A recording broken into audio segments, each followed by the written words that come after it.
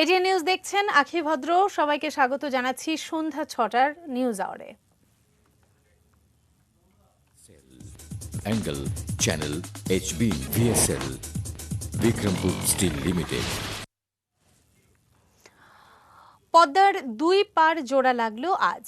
এই স্বপ্ন ঠেকাতে দেশীয় আন্তর্জাতিক সব চক্রান্তের বিরুদ্ধে সাহসে ভর করে বিজয়ী বাংলাদেশ।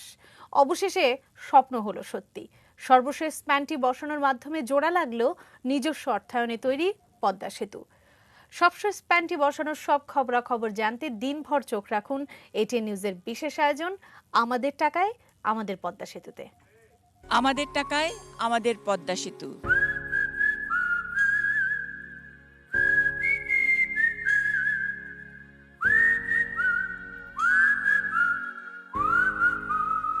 এই স্প্যান বসার সাথে সাথে রচিত হবে সেতুবন্ধ।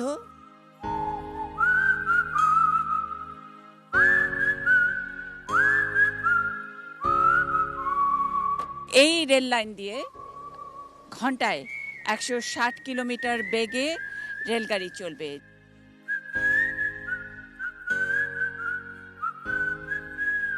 প্রমত্তা নদীর উপর একটি সেতু, অর্থাৎ ইতিহাস।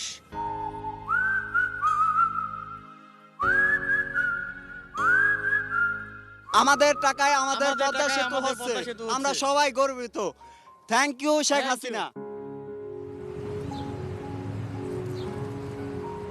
পদ্মা সেতু এমন করে দৃশ্যমান হয়েছে, সেই পদ্মা সেতু সবাইকে স্বাগত জানানোর জন্য প্রস্তুতি নিচ্ছে।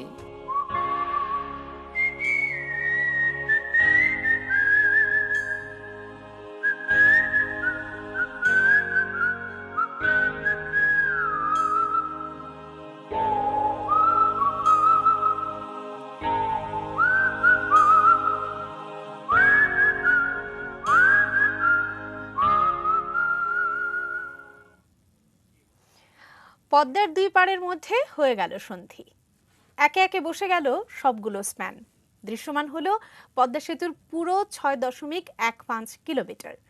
এখন বাকি থাকলো যানবাহন চলাচলের জন্য স্প্যানের ওপর কংক্রিটের পথ তৈরির কাজ। বিস্তারিত জানবো মনিরুল ইসলাম মিন্টুর রিপোর্টে। আগেই নির্ধারিত ছিল সময়সূচি, স্প্যানটিও জায়গা মতো পৌঁছে গিয়েছিল, কিন্তু নদীতে কুয়াশার চাদর কিছুটা প্রতিবন্ধকতা সৃষ্টি করে। এর মধ্যেই চলে কুয়াশার সঙ্গে সূর্যের লুকোচুরি। তবে কুয়াশা বেশিক্ষণ বাধা হয়ে থাকতে পারেনি। সকাল 10টার দিকে ভাসমান ক্রেন দিয়ে স্প্যানটিকে সামনের দিকে এগিয়ে নিয়ে যাওয়া শুরু হয়।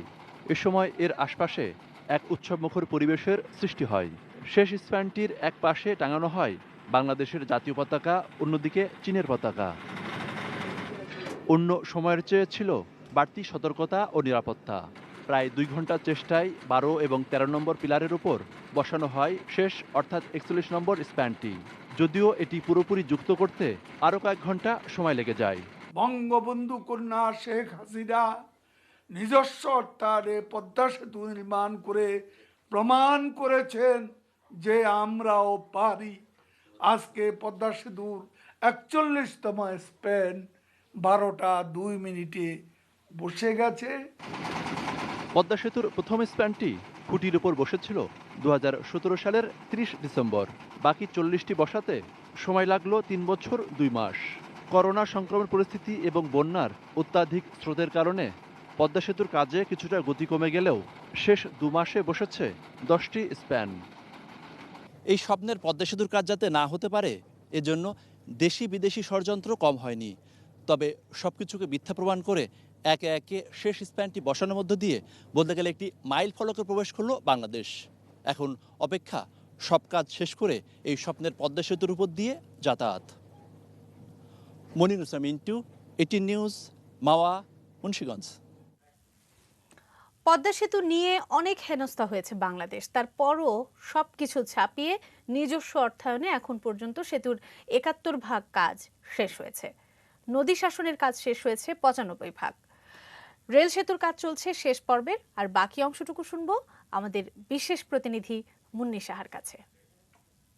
প্রায় ৩০,০০০ কোটি টাকা ব্যয়ে এই পদ্মা সেতু নিয়েই নানা রকমের কুৎসা, অপপ্রচার দুর্নীতির অপবাদ, কোনো কিছুর শেষ নেই। গোটা বিশ্বে নানাভাবে হেনস্থাও হয়েছে বাংলাদেশের ইমেজ। সেই ইমেজটাকে এখন অন্যভাবে প্রতিষ্ঠিত করছে বাংলাদেশ, বাংলাদেশের মানুষ, বাংলাদেশের ভালোবাসা। নিজস্ব অর্থায়নে ব্রিজের এই পদ্মা সেতুর মূল কাজের ৯১% শেষ হয়ে গেছে, নদী শাসনের ৭৫% কাজ শেষ। বাকি যেটুকু কাজ আছে সেগুলো আলংকারিক কাজ, এবং রেল সেতুর পুরোটা শুধু শেষ পর্বের কাজ বাকি। সুতরাং যারা এতদিন বিশ্বের অন্যান্য প্রান্ত থেকে দাতা সংস্থাদের প্ররোচনায় এবং নিজেদের আত্মবিশ্বাসের যে ঘাটতির কারণে এই দেশের এই উদ্যোগ নিয়ে কথা বলেছেন, তাদেরকে এবং যারা ভালোবেসে এই পদ্মা সেতু করার সাহস জুগিয়েছেন, যাদের মায়ায়, যাদের ভালোবাসায়, যাদের অর্থায়নে এই পদ্মা সেতু দাঁড়িয়েছে, এই পদ্মা সেতু এমন করে দৃশ্যমান হয়েছে, সেই পদ্মা সেতু সবাইকে স্বাগত জানানোর জন্য প্রস্তুতি নিচ্ছে। পদ্মা পাড়ে আজ আনন্দের জোয়ার। টুকরো টুকরো স্বপ্নগুলো জোড়া লেগেই দৃশ্যমান পদ্মা সেতুর ৬.১৫ কিলোমিটার। এটা শুধু সেতু নয়, বিশ্বের বুকে নিজেদের সাহস জানান দেবার এক প্রতীকও। একে আজাদের রিপোর্ট, ছবি তুলেছেন সহকর্মী মনিরুজ্জামান মনির। মানুষের বাঁধ ভাঙা এ উল্লাস, সাহসের, গর্বের পূর্ণাঙ্গ রূপে পদ্মা সেতু রচিত হলো বিশ্বকে তাক লাগিয়ে দেওয়ার এক অনন্য গল্প।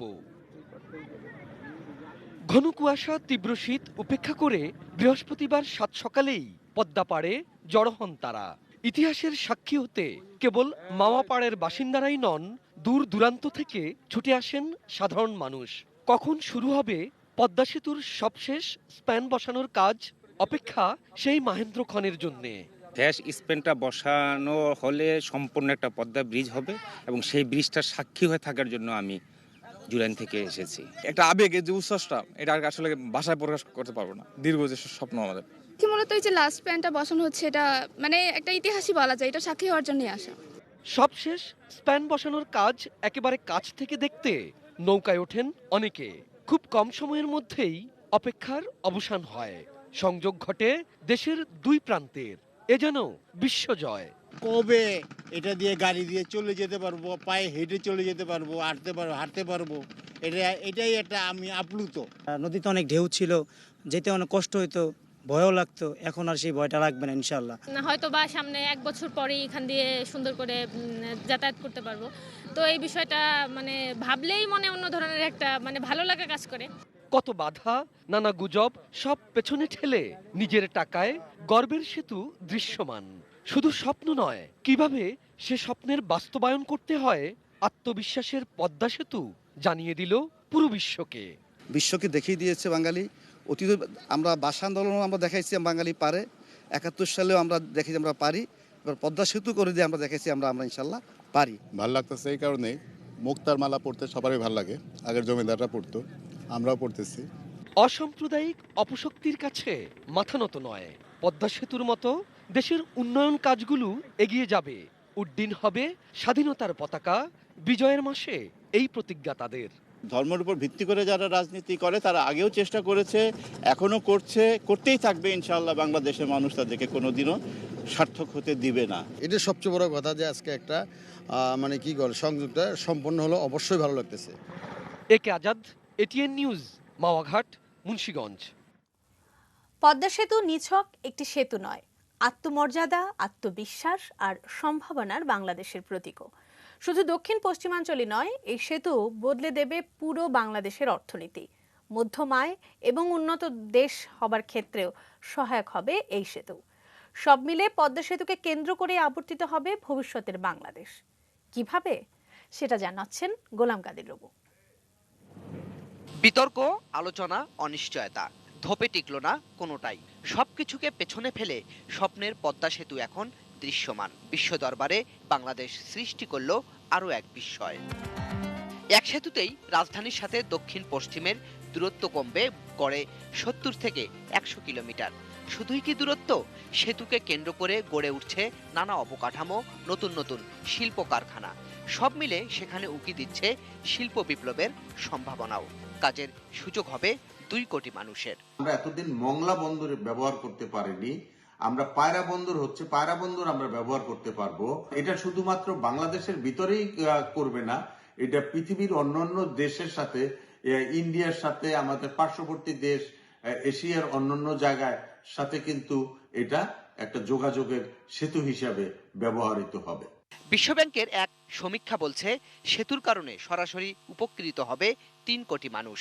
আর এশীয় উন্নয়ন ব্যাংক এডিবি বলছে দেশের অর্থনীতির আকার বা জিডিপি বাড়বে 1.2%। বছরে দারিদ্র্য কমবে 1.9% হারে। বঙ্গবন্ধু ব্রিজ হবার পর উত্তর বাংলায় দারিদ্র্য পালিয়েছে। আমার বিশ্বাস যে পদ্মা সেতু চালু হবার পরপরই দক্ষিণ বাংলায় যে দারিদ্র্য এখন সমাবেশ ঘটেছে সেই দারিদ্র্য পালাবে। পদ্মা সেতু নিঃসন্দেহে আমাদের স্বপ্নের মিনার, আমাদের সামর্থ্যের প্রতীক, আমাদের ভরসার প্রতীক। পাশাপাশি পরিকল্পনা পদ্মার 2 পারে সিঙ্গাপুর আর চীনের সাংহাই নগরীর আদলে আধুনিক শহর গড়ে তোলার। গড়ে উঠবে আধুনিক মানের হোটেল, রিসর্ট, যা পর্যটনেও যোগ করবে নতুন মাত্রা। এই সেতু দিয়েই বাংলাদেশ যুক্ত হতে পারবে এশিয়ান হাইওয়েতে।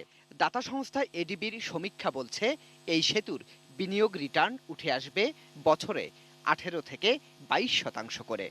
এশিয়ান হাইওয়ের মাধ্যমে আমরা আমাদের পণ্য সহজে চলাচল করবে এবং পুরো পৃথিবীর সাথে আমাদের সংযোগ বাড়বে। দক্ষিণ এশিয়ার সাথে তো বাড়বেই, দক্ষিণ পূর্ব এশিয়ার সাথেও বাড়বে এবং সারা বিশ্বের সাথে আমাদের সংযোগ বাড়বে। সবকিছু ছাপিয়ে বড় অর্জন, ভাবমূর্তি, আত্মমর্যাদা আর আত্মবিশ্বাস। দুর্নীতির অভিযোগ মিথ্যা প্রমাণ করে নিজেদের টাকায় পদ্মা সেতু তৈরি করে বাংলাদেশ বিশ্বে জানান দিল তার সক্ষমতা আর মাথা উঁচু করে বাঁচার শিক্ষা। গোলাম কাদের রবু, এটিএন নিউজ, ঢাকা।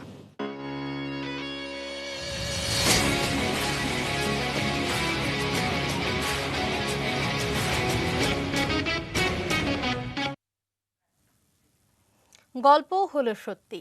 না হওয়া এক দুর্নীতির অপবাদ থেকে আগেই মুক্ত হয়েছে বাংলাদেশ, কিন্তু মাথা নত না করে নিজেদের সেতু নিজেরাই গড়েছে। করবার জন্য আমার বাংলাদেশের 16 কোটি মানুষ আছে।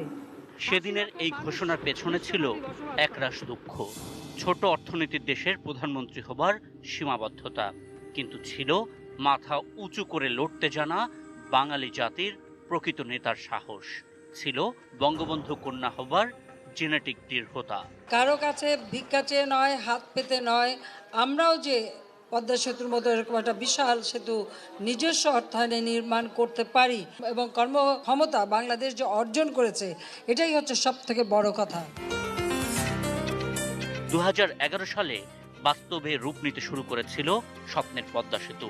$290 কোটি খরচের $120 কোটি দিতে 28 এপ্রিল চুক্তি করেছিল বিশ্বব্যাংক। মাত্র কয়েক মাসের মাথায় ঋণ চুক্তি স্থগিত করে তারা। তখনও পদ্মা সেতু প্রকল্পের একটি পাথরও কেনা হয়নি।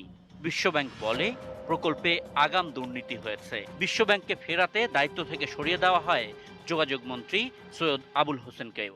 কোনোভাবে কোনো কাজে কোনো অস্বচ্ছতার সাথে সৈয়দ আবুল হোসেন প্রাক্তন যোগাযোগ মন্ত্রী জড়িত নয়। আমি পদত্যাগ করলে যদি বিশ্বব্যাংক এই $3 বিলিয়ন $2.9 বিলিয়ন ঋণের সুরাহা হয়, আমি 10 বার পদত্যাগ করব। ওই মন্ত্রণালয় থেকে মন্ত্রীকে সরালাম, সচিবকে সরালাম, ওখানকার প্রজেক্ট ডাইরেক্টরকে সরালাম, কিন্তু অনড় বিশ্বব্যাংক, সরে দাঁড়ায় অন্যান্য ঋণদাতারাও।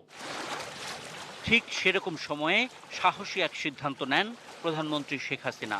2012 সালের 8 জুলাই জাতীয় সংসদে তিনি ব্যাখ্যা দেন কিভাবে বাংলাদেশ তৈরি করবে নিজেদের সেতু। একই সময় একসাথে টাকা লাগছে না। আমাদের উন্নয়নের বাজেটের যে 55,000 কোটি টাকা আছে, সেখান থেকে আমরা আমাদের সেতুর কাজ শুরু করতে পারি। পদ্মা সেতু প্রকল্পে নিজেদের ঋণ স্থগিত করার বিষয়ে বিশ্বব্যাংক এক পর্যায়ে দায় চাপায় কানাডীয় প্রতিষ্ঠান এসএনসি লাভালিনের ওপর। পদ্মা সেতুর দরপত্রে অংশ নেবার কথা ছিল প্রতিষ্ঠানটির। ঘটনা গড়ায় কানাডার আদালত পর্যন্ত। 2017 সালে কানাডীয় আদালত এই প্রকল্পে এসএনসি লাভালিনকে দুর্নীতির দায় থেকে মুক্তি দেয়। আর সে বছরের 30 সেপ্টেম্বর প্রথম স্প্যান বসানোর মধ্য দিয়ে দৃশ্যমান হতে শুরু করে বাংলাদেশের নিজেদের টাকায় তৈরি হওয়া পদ্মা সেতু।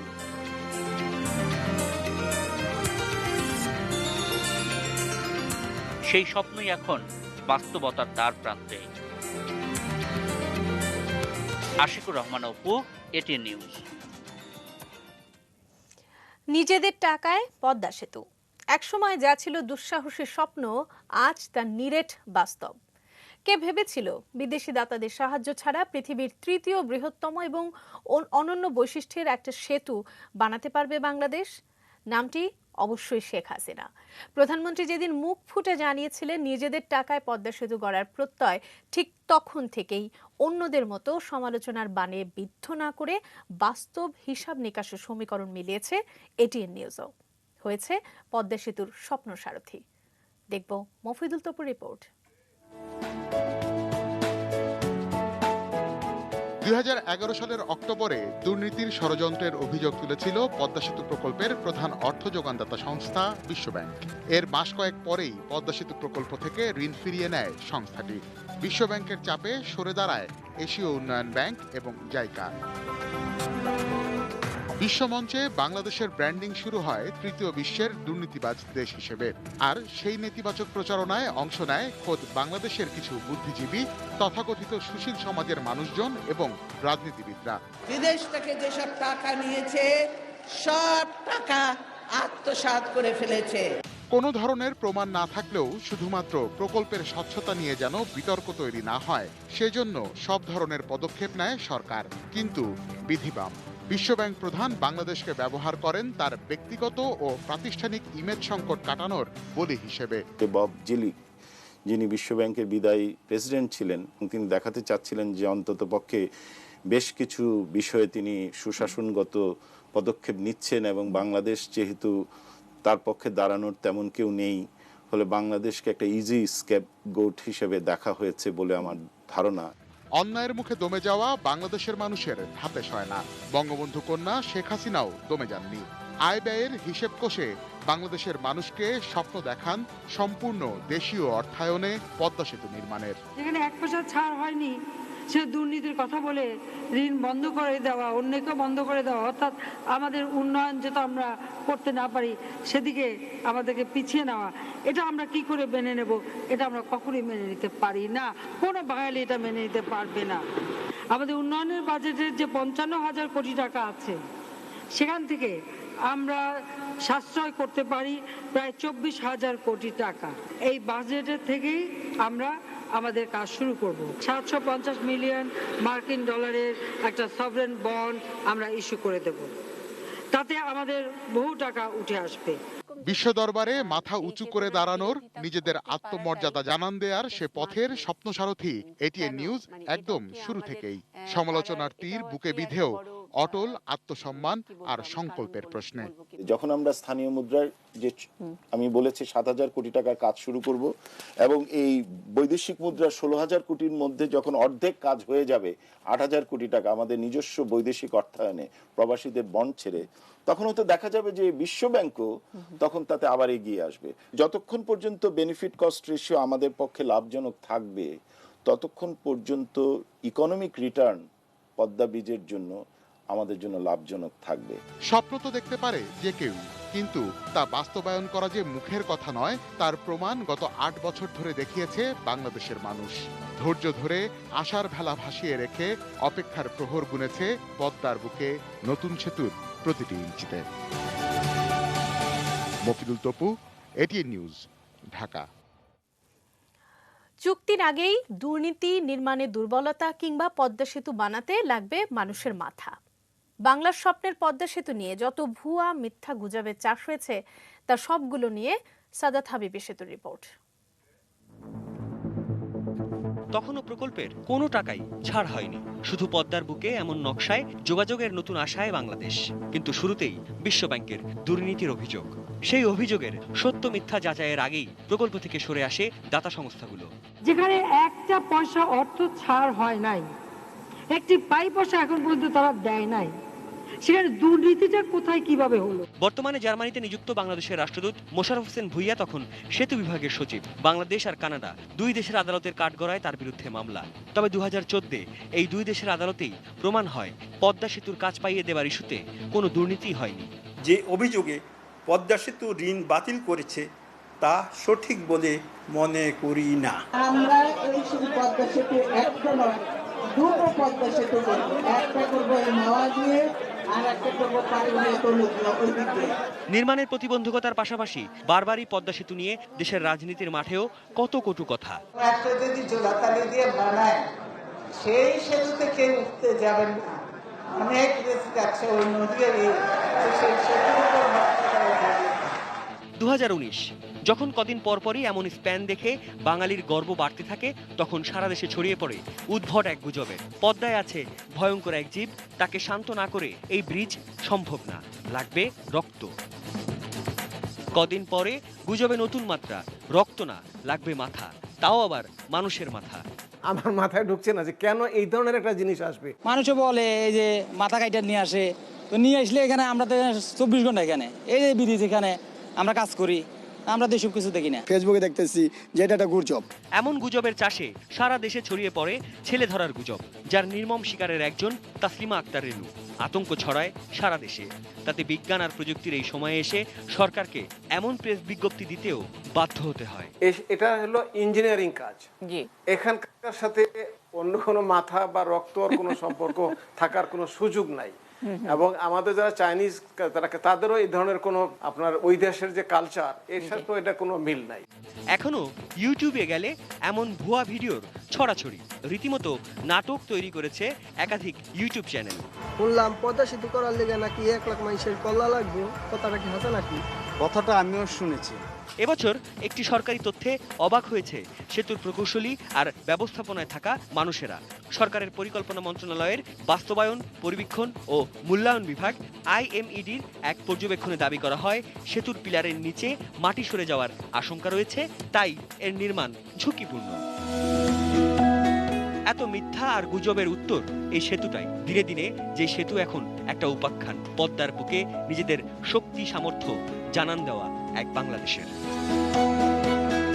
সাদাত হাবিবি, সেতু, ATN নিউজ, ঢাকা। সময় হলো বাইজেস্টিল বিরতি নেবার, এরপর জানিয়ে ফিরছি।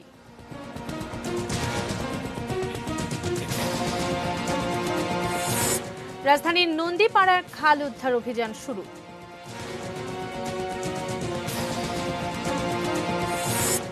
মনিরের অবৈধ সম্পদের খোঁজে কাউন্সিলর শফিকুলকে জিজ্ঞাসাবাদ।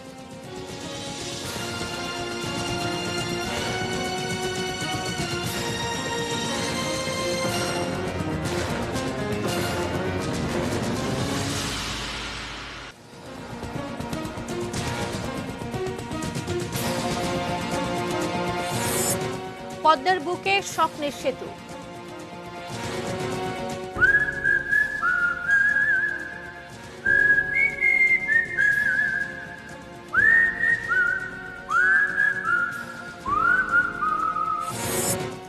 বাংলাদেশের সক্ষমতা মর্যাদার সম্মানে আপ্লুত সাধারণ মানুষ। এবং আগামী মাসের শুরুতেই দেশে আসছে অক্সফোর্ডের টিকা।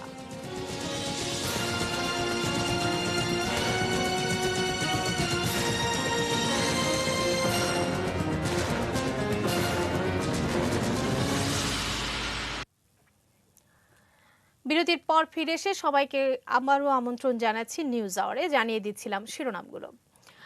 করোনা পরিস্থিতি এবার। করোনায় আরও 60 জনের মৃত্যু হয়েছে। এ নিয়ে দেশে করোনা আক্রান্তদের মধ্যে 6,967 জন মারা গেলেন। বৃহস্পতিবার স্বাস্থ্য অধিদপ্তরের সংবাদ বিজ্ঞপ্তিতে এসব তথ্য জানানো হয়। অ্যান্টিজেন সহ 140টি ল্যাবে সর্বশেষ 16,265 জনের নমুনা পরীক্ষায় নতুন আক্রান্ত পাওয়া গেছে 1,861 জন। এ নিয়ে করোনা শনাক্ত হলেন মোট 4,85,965 জন। সর্বশেষ পরীক্ষার প্রতি 100 জনে 11.44 জনের করোনা শনাক্ত হয়েছে। এখন পর্যন্ত রোগী শনাক্তের হার 16.60%। 24 ঘন্টায় সুস্থ হয়েছেন 4,484 জন। মোট সুস্থ হয়েছেন 4,10,452 জন।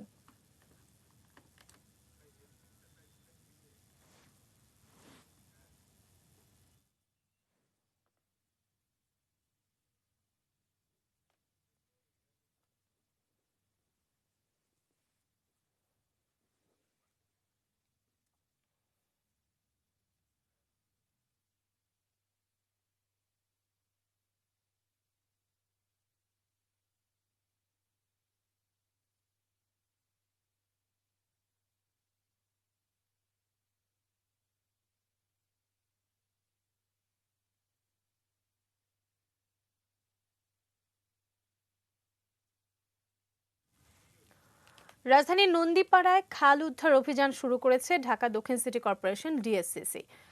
দুপুরে ঢাকা জেলা প্রশাসনের সঙ্গে ডিএসসিসি যৌথভাবে এই উচ্ছেদ অভিযান চালায়। নির্বাহী ম্যাজিস্ট্রেট তানজিলা কবির ত্রোপার নেতৃত্বে নন্দীপাড়ার জিরানি খালের ত্রিমোহনী ব্রিজ থেকে শুরু হয় অভিযান। এ সময় খালের পাশে থাকা বিভিন্ন দোকান, অস্থায়ী বাঁশের সাঁকো, অন্যান্য স্থাপনা ভেঙে দেওয়া হয়। ত্রিমোহনী ব্রিজের সামনে থেকে শুরু হওয়া এই উদ্ধার অভিযান চলে নন্দীপাড়া বাজার পর্যন্ত। এ সময় দায়িত্বরত নির্বাহী ম্যাজিস্ট্রেট জানান, আগামী কয়েকদিন নন্দীপাড়া সহ আশপাশের কয়েকটি এলাকায় পর্যায়ক্রমে এই অভিযান চালানো হবে। শুধু অবৈধ স্থাপনা উচ্ছেদ নয়, পরবর্তীতে তা মনিটরিং এর কথাও জানান এই কর্মকর্তা।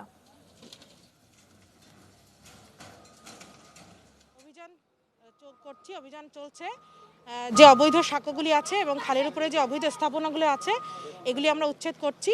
সিটি কর্পোরেশনের নির্দেশনা মোতাবেক আমরা এই জিরানি খালটা পুরোটাই পরিষ্কার করা হবে, 75 এবং 74 নম্বর ওয়ার্ড।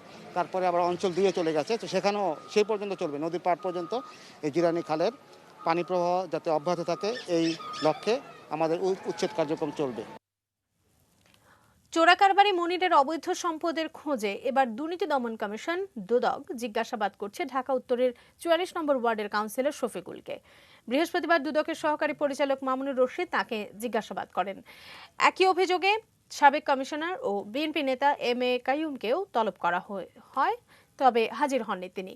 সম্প্রতি চোরাকারবারি মনিরের 610 কোটি টাকার অবৈধ সম্পদের সন্ধান পায় দুদক। জানা গেছে, রাজধানীতে মনিরের 200 প্লট আছে। এই অভিযোগ অনুসন্ধানে গত 8 ডিসেম্বর থেকে গণপূর্ত অধিদপ্তরের অতিরিক্ত প্রধান প্রকৌশলী প্রদীপ কুমার বসু সহ মোট 7 জনকে তলব করে দুদক। জিজ্ঞাসাবাদে আসা প্রত্যেকের সম্পদ বিবরণী দাখিলের নির্দেশ দিয়েছে সংস্থাটি। যাদের ইন্ধনে জাতির পিতা বঙ্গবন্ধু শেখ মুজিবুর রহমানের ভাস্কর্য ভাঙচুর হয়েছে তাদেরকে আইনের আওতায় এনে ন্যায় বিচার নিশ্চিত করার দাবি জানিয়েছে মুক্তিযুদ্ধ মঞ্চ কেন্দ্রীয় কমিটি। দুপুরে ঢাকা বিশ্ববিদ্যালয় টিএসসিতে সংক্ষিপ্ত সমাবেশে এই দাবি জানানো হয়। এ সময় ধর্মীয় উগ্রপন্থীদের বিরোধিতা করে দ্রুত বঙ্গবন্ধুর ভাস্কর্য স্থাপনের দাবি জানান তারা। বক্তারা বলেন, ধর্মভিত্তিক রাজনৈতিক দলের পৃষ্ঠপোষকতায় ধর্ম ব্যবসায়ীরা সাম্প্রদায়িক শক্তির বিকাশ ঘটাচ্ছে, তাই এখনই তাদের লাগাম টেনে ধরতে হবে। এ সময় টিএসসি থেকে শান্তিপূর্ণ পদযাত্রায় প্রধানমন্ত্রী বরাবর স্মারকলিপি দিতে গেলে শাহবাগ কেন্দ্রীয় গ্রন্থাগারের সামনে তাদের আটকে দেয় পুলিশ। পরে সংগঠনের আহ্বায়ক জামাল উদ্দিন সহ 3 সদস্যের একটি প্রতিনিধি দল স্মারকলিপি নিয়ে প্রধানমন্ত্রী কার্যালয়ে যান।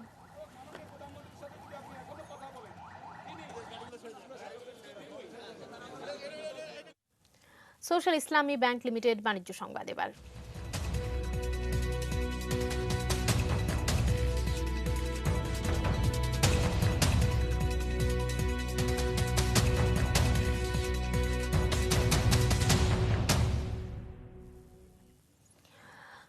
কর হার নয়, বরং করের আওতা বা ক্ষেত্র বাড়িয়ে রাজস্ব আদায় বাড়াতে জোর দিচ্ছে জাতীয় রাজস্ব বোর্ড এনবিআর, জানিয়েছেন এনবিআর চেয়ারম্যান আবু হেনা মোহাম্মদ রহমাতুল মুনিম।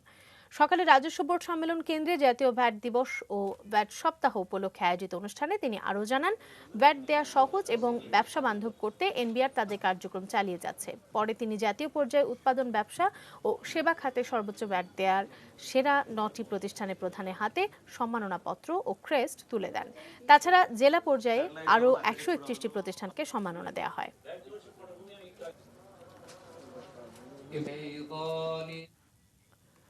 গ্রামীণ অর্থনীতিকে সচল করার লক্ষ্য নিয়ে দেশের প্রত্যন্ত অঞ্চল পর্যন্ত উপশাখা তৈরি করছে এনবিআর কমার্শিয়াল ব্যাংক এনআরবিসি। সকালে রাজধানীর একটি হোটেলে অনুষ্ঠিত প্রেস ব্রিফিংয়ে একথা জানান ব্যাংকের চেয়ারম্যান এস.এম. পারভেজ তমাল। বলেন, প্রত্যন্ত অঞ্চল পর্যন্ত এনআরবিসি উপশাখাগুলো হওয়াতে এনজিও নির্ভর লোনের ক্ষেত্রে এখন অনেকটাই প্রতারণা মুক্ত হয়েছে গ্রামের সাধারণ মানুষ। ব্যাংকের আয় ব্যয়ের পরিস্থিতি ও সার্বিক অগ্রগতি সম্পর্কেও আলোচনা করেন বক্তারা। এনআরবিসি ব্যবস্থাপনা পরিচালক ও প্রধান নির্বাহী কর্মকর্তা মুখতার হোসেন, অতিরিক্ত ব্যবস্থাপনা পরিচালক কাজী মোহাম্মদ তালহা, পরিচালক এ.এম. সাইদুর রহমান ছাড়াও ঊর্ধ্বতন কর্মকর্তারা অনুষ্ঠানে উপস্থিত ছিলেন। আমরা এখানে এবং আমরা কিভাবে পথ দিয়েছি তার শতবার্ষিকী আমি আপনাদের সামনে আজকে প্রথম পরামর্শ দিয়েছি। অবশ্যই বলি মেটাল প্রেজেন্স কৃষি সংবাদ, সুজলা সুফলা।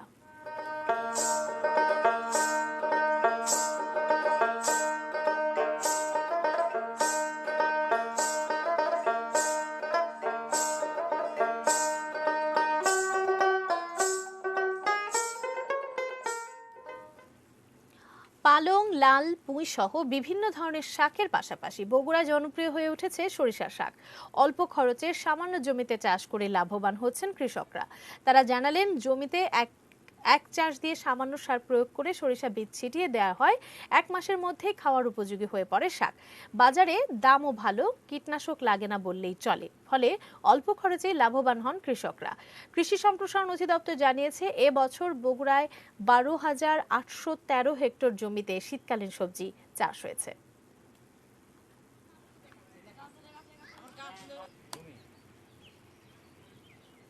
শাক তুলে আটি বান্ধে ধোয়, ধুয়ে আনতে তারপরে ভারত তুলে বিক্রি করে ফেলে যায়। বিঘেকে 15,000 টাকা পর্যন্ত বিক্রি করা যায় শাক।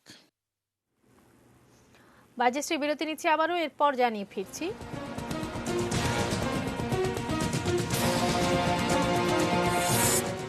ভারতের সার্জিক্যাল স্ট্রাইকের শঙ্কায় পাকিস্তানের উচ্চ সতর্কাবস্থা এবং মারা গেছেন ইতালির কিংবদন্তি ফুটবলার পাওলো রসি।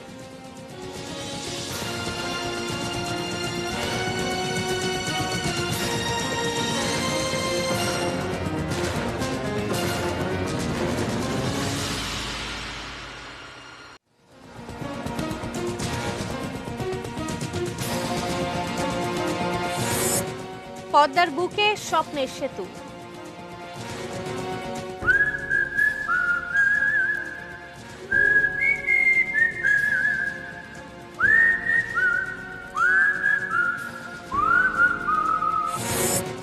বাংলাদেশের সক্ষমতা, মর্যাদার সম্মানে আপ্লুত সাধারণ মানুষ।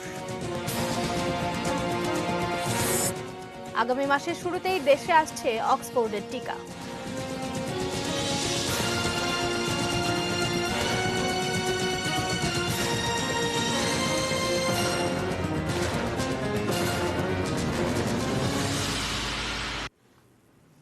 বিরতির পর আবারও ফিরে এলাম নিউজ আওয়ারে। ফিরতে ফিরতে জানিয়ে দিচ্ছিলাম শিরোনামগুলো।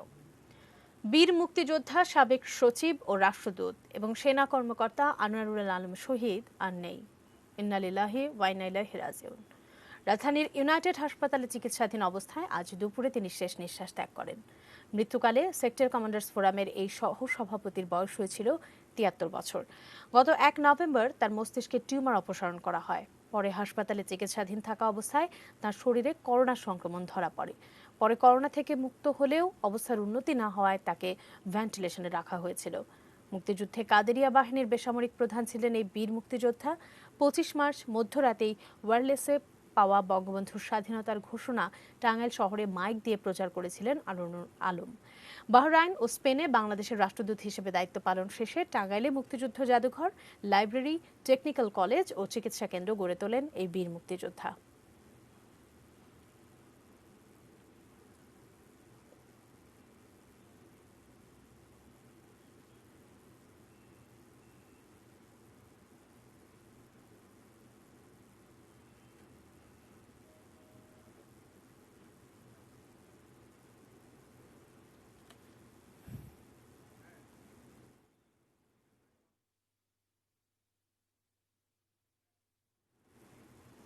কবে করোনার টিকা পাবে বাংলাদেশ, এমন প্রশ্ন যখন সবার মনে, তখন স্বাস্থ্যমন্ত্রী জাহিদ মালেক জানালেন, আগামী মাসেই আসছে টিকা। আর স্বাস্থ্যসেবা সচিব জানিয়েছেন, সব মিলিয়ে মোট 4,90,00,000 করোনার টিকার ব্যবস্থা হয়েছে। আরও জানাচ্ছেন সাদিয়া আফরোজ। বিশ্বের যে 17টি দেশ অগ্রাধিকার ভিত্তিতে করোনার টিকা পাচ্ছে, এর মধ্যে রয়েছে বাংলাদেশ। আবার অক্সফোর্ড ও অ্যাস্ট্রাজেনেকা উদ্ভাবিত টিকার উৎপাদনকারী ভারতীয় প্রতিষ্ঠান সেরাম ইনস্টিটিউটের এক্সক্লুসিভ ডিস্ট্রিবিউটর বাংলাদেশের বেক্সিমকো ফার্মা।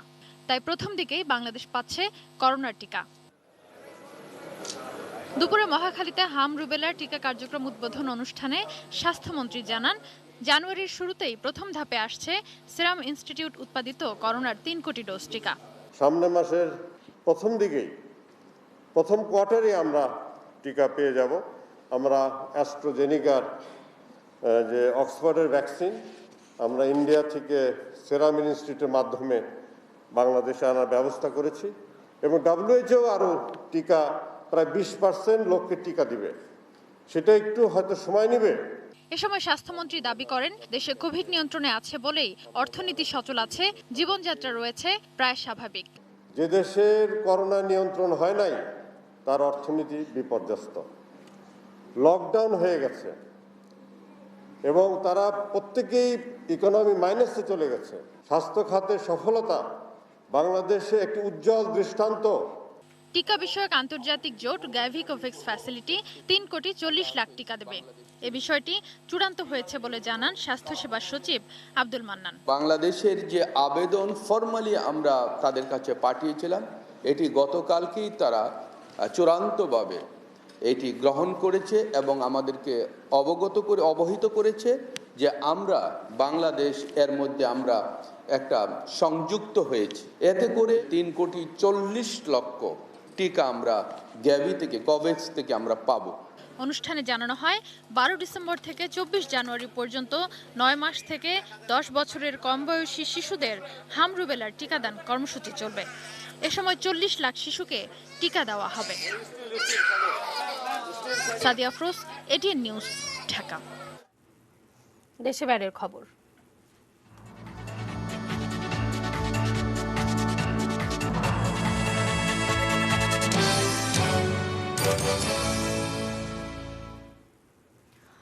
ভারতের সম্ভাব্য সার্জিক্যাল স্ট্রাইকের আশঙ্কায় উচ্চ সতর্কাবস্থায় রয়েছে পাকিস্তান সেনাবাহিনী।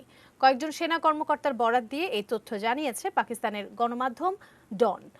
গণমাধ্যমটির প্রতিবেদনে বলা হয়েছে, লাদাখ ও ডোকলামে লজ্জাজনক পরাজয়ের পর কাশ্মীরের নিয়ন্ত্রণ রেখার উপর এবং পুলওয়ামার বিদ্যমান সীমান্তের অপর পাশে পাকিস্তানি অংশে আরেকটি হামলা চালানোর প্রস্তুতি নিচ্ছে ভারত। পাকিস্তানের একজন কর্মকর্তা ডনকে বলেছেন, চলমান কৃষক আন্দোলন সহ বেশ কিছু অভ্যন্তরীণ সমস্যা থেকে বিশ্বের মনোযোগ ঘুরিয়ে দিতে একটি ফলস ফ্ল্যাগ অপারেশনের পরিকল্পনা করছে নয়াদিল্লি। এর আগে 2016 সালের সেপ্টেম্বরে নিয়ন্ত্রণ রেখা অতিক্রম করে কাশ্মীরের পাকিস্তান অংশে জঙ্গি ঘাঁটিতে অভিযান চালানোর দাবি করেছিল ভারতীয় সেনাবাহিনী। তখন ওই হামলাকে সার্জিক্যাল স্ট্রাইক বলে অভিহিত করে ভারতীয় সেনাবাহিনী। এরপর গত বছরের ফেব্রুয়ারিতে পাকিস্তানের সীমানার ভেতরে জঙ্গি ঘাঁটিতে একই ধরনের হামলা চালায় ভারতীয় বাহিনী।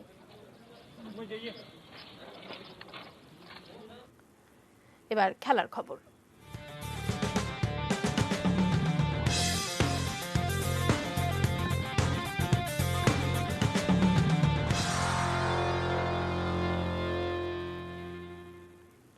মারা গেছেন 1982 সালের বিশ্বকাপ জয়ী ইতালির কিংবদন্তি ফুটবলার পাওলো রসি। বুধবার রাতে 64 বছর বয়সে মারা যান তিনি। ব্রিটিশ সংবাদ মাধ্যম বিবিসিকে এই তথ্য নিশ্চিত করেছে রসির পরিবার। পাওলো রসি ইতালির ফুটবল ইতিহাসে অন্যতম সেরা তারকার নাম। 1978 সালে দেশের হয়ে প্রথম বিশ্বকাপ খেললেও বিশ্বমঞ্চে আলো ছড়ান 1982 আসরে। সেবার ইতালিকে শিরোপা জেতাতে বড় ভূমিকা ছিল তার। সেই বিশ্বমঞ্চে রসি 6 গোল করে সর্বোচ্চ গোলদাতা হন। জিকো সক্রেটিসের অদম্য ব্রাজিলের বিপক্ষে গুরুত্বপূর্ণ ম্যাচে হ্যাট্রিক করে দলকে জেতান 3-2 গোলে। এরপর সেমিফাইনালে পোল্যান্ডের বিপক্ষে 2 গোল করেন। আর জার্মানির সাথেও ফাইনালে দলের প্রথম গোলটিও তার। দেশের হয়ে 48 ম্যাচে রসির গোল মোট 20টি। পাওলো রসির ক্লাব ক্যারিয়ারও যথেষ্ট উজ্জ্বল। 1976 সালে স্বদেশী ক্লাব কোমোর হয়ে অভিষেক। এরপর খেলেছেন এসি মিলান ও জুভেন্টাসের মতো বড় ক্লাবেও। ক্লাব ক্যারিয়ারে 251 ম্যাচে 103 গোল তার। জিতেছেন 2টি সিরিয়া, একটি ইউরোপিয়ান লিগ ও কোপা ইতালিয়া। ফিফা ঘোষিত 100 কিংবদন্তির একজন রসি। এত কিছুর পরও ক্যারিয়ারে রয়েছে কালো দাগ। ম্যাচ ফিক্সিং এর কারণে ফুটবল থেকে 2 বছর নিষিদ্ধ ছিলেন। বুটজোড়া তুলে রাখার পর হয়েছিলেন জনপ্রিয় ফুটবল বিশ্লেষক। Shubho Debnath, sports desk, ATN news. শেষ করব তার আগে এক নজরে শিরোনামগুলো দেখে নেব আরেকবার।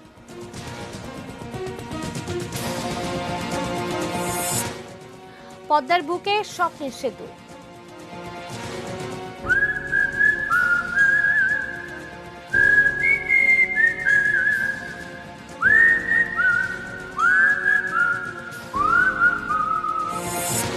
বাংলাদেশের সক্ষমতা মর্যাদার সম্মানে আপ্লুত সাধারণ মানুষ। আগামী মাসের শুরুতেই দেশে আসছে অক্সফোর্ডের টিকা। রাজধানীর নন্দীপাড়ার খাল উদ্ধার অভিযান শুরু।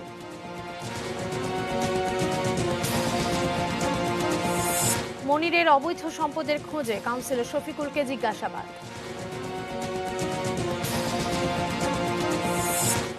ভারতের সার্জিক্যাল স্ট্রাইকের শঙ্কায় পাকিস্তানে উচ্চ সতর্কাবস্থা। মারা গেছেন ইটালির কিংবদন্তি ফুটবলার পাওলো রসি।